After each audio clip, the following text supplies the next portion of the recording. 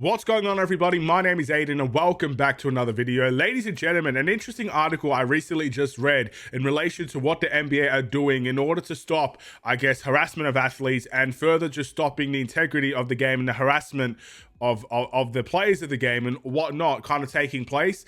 What seems to be interesting to me, ladies and gentlemen, is that the NBA and the NBA Players Union are focusing on stricter betting limitations and reducing the, effects of betting towards the sport of basketball.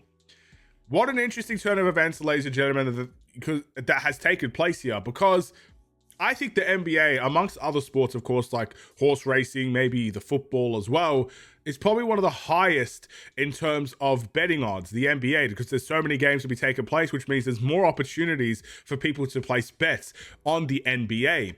But now that they're limiting these things, is it the right thing to do? Is this the right approach to take?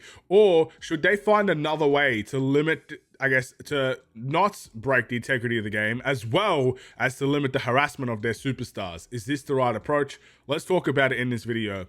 Before we get any further, if you liked the video and you want to see more from me, drop a like, drop a follow, and or subscribe if you are new. And let me know what you guys think about the NBA taking action and limiting bets for, a game of basketball. Is it a good thing? Is it a bad thing? Can that even be really done? I mean, they could try to focus on limitations, but surely, depending on who you're betting with, there could be loopholes around it. And I feel like the betting saga, the betting drama of the sporting world, I don't think will ever truly die. But one thing is clear, they need to find a way to fix the integrity of basketball, and they definitely need to find a way to reduce harassment of players. You know, I've come from an era where betting was not relevant with basketball, at least not to the capacity that it is today. Instead of having passion for the game, instead of enjoying winning or losing, instead of kind of critiquing the game fairly, we're getting to the point in the NBA where people are happy if their multi hits, and then people get upset when their multi fails. They don't actually care about the game of basketball. They care about how much money they're gaining and losing. And that's the problem with betting, in my opinion. It's a very addictive form of entertainment. And in my opinion, if it was up to me, I would find a way to scrap betting completely, which will hurt a lot of NBA fans because this is how they enjoy the game of basketball. But I really feel like it most definitely does. It jeopardizes the integrity of the league, and it definitely improves harassment. I mean, we've literally seen people get death threats over not hitting a free throw to win someone $10,000, $20,000 and stuff of that nature. There's players that receive death threats over this. And to me, it's just not a safe environment to work on anymore. No player should receive a death threat for losing a game and costing someone money. No person in their right mind should be that stupid enough to bet that amount of money on a game of basketball, where literally, in my opinion, basketball is the most hardest sport to bet on. In my opinion, it is, at least, because we're in a situation where 80% of the games in the NBA are close and competitive. And the worst team in the league can beat the best team in the league and do it comfortably from time to time. It's a very hard sport to bet with.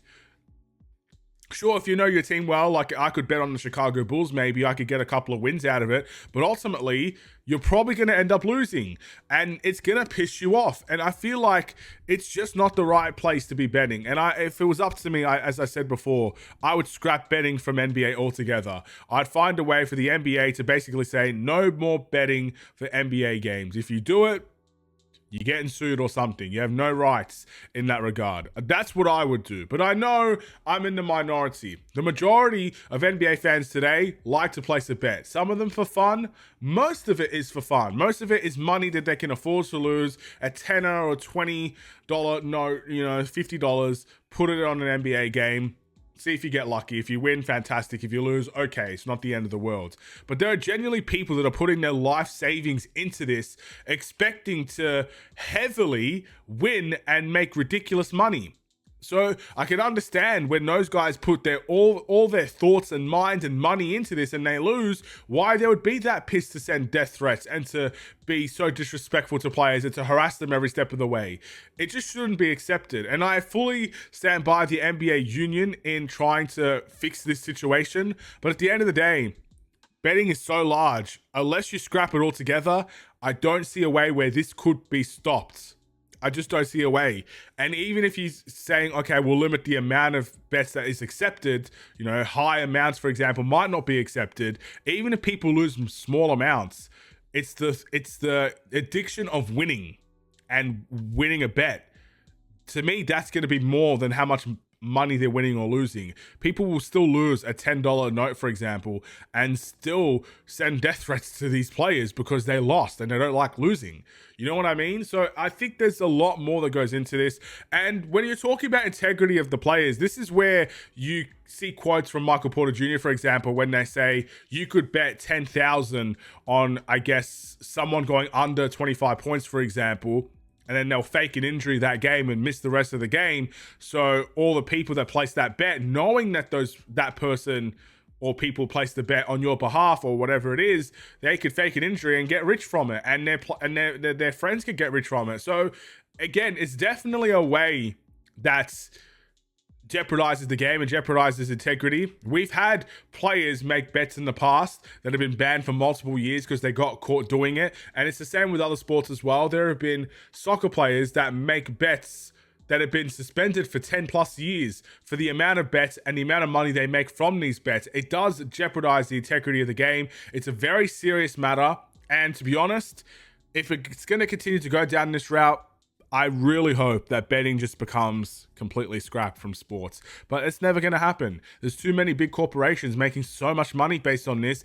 For them, they're going to push with every fiber of their being to truly ensure that betting will remain alive as long as they shall live.